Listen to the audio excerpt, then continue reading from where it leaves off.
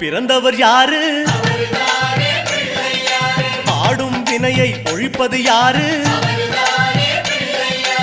ஆதவன் வணங்கும் தெய்வம் யாரு? பூமியை தாங்கும் புண்ணியன் யாரு? அனலாசுரனை தின்றது யாரு? ஆணவம் நீக்கும் நாயகன் யாரு? முப்புரி அணிந்த மூலவன் யாரு? அவரும் வாழ்வது எங்கே கூறு?